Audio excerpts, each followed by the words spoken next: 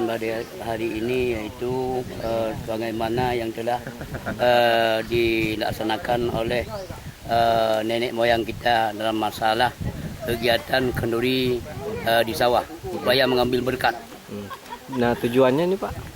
Tujuannya nanti kita menanam padi.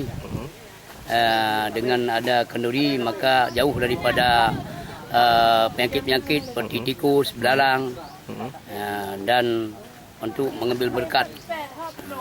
Sejak kapan kita lakukan? Sejak dari nenek moyang kita sudah mulai. Tahun kadang-kadang 2 kali lama kita turun ke sawah untuk menanam padi.